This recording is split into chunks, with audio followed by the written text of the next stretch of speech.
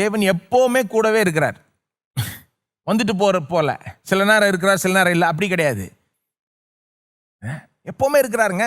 நம்ம குடும்பத்தார் கூட லாக்டவுனில் கூட நம்மோட தான் இருக்கிறாங்க வீட்டில். ஆனாலும் நம்ம அடுத்த ரூமுக்கு போயிடுறோம். அப்போ அங்கே கொஞ்சம் ஒரு பிரிவு உண்டாகுது. அல்லது வெளியே போகிறோம், கடைக்கு போகிறோம், அந்த நேரத்தில் அவங்க நம்மளோட இல்லை.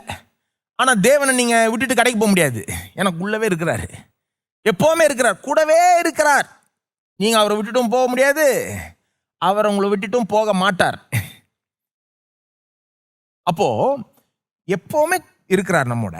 ஆனால் பார்த்தீங்கன்னா வல்லமை எப்போ உண்டாகுதுன்னா, பெரிய காரியங்கள் எப்போ நடக்குதுன்னா, பெரிய ஒரு வித்தியாசம் எப்போ வருதுன்னு பார்த்தீங்கன்னா, நீங்கள் அதை நினைவு கூறும்போது தான். எப்போவுமே அவர் உங்களோட இருக்கிறதுனால எல்லாம் நடந்துரும்னு கிடையாது. நீங்கள் அதை நினைவு கூற வேண்டும். அவர் உங்களோட இருக்கிறார் என்பதை நீங்கள் நினைச்சு பார்க்கணுங்க. நீங்கள் நினைவு கூற வேண்டும். நீங்கள் நினைவு கூற வேண்டும்.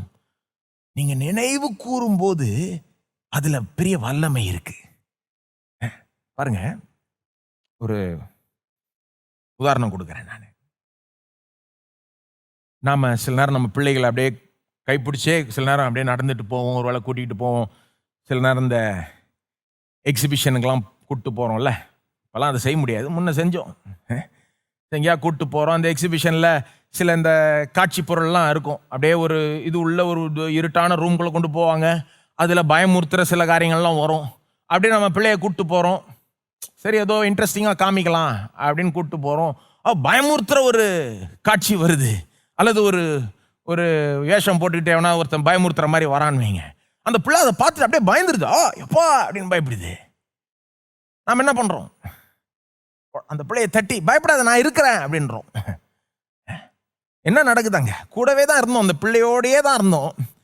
ஆனால் பயங்கரமாக பயமுறுத்துகிற ஒரு காட்சியை பார்க்கும்போது அந்த நேரத்தில், அந்த ஒரு செகண்டில் அந்த பிள்ளை நாம் இருக்கிறோன்றதை மறந்துருச்சு.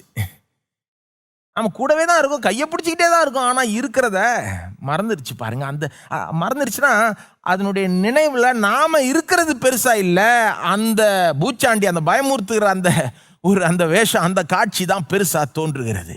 அதை பார்த்தோம் அப்படியே பயமா வருது. நம்ம என்ன பண்ணுறோம்? தட்டி, பயப்படாத நான் இருக்கிறேன், கூட இருக்கிறேன், பயப்படாத நான் இருக்கிறேன். நம்ம அந்த பிள்ளைக்கு அந்த சத்தம் கேட்ட உடனே கொஞ்சம் தைரியம் வந்துடுது. எங்கள் அப்பா கூடவே இருக்கார், கையை பிடிச்சிக்கிட்டு இருக்கிறார்.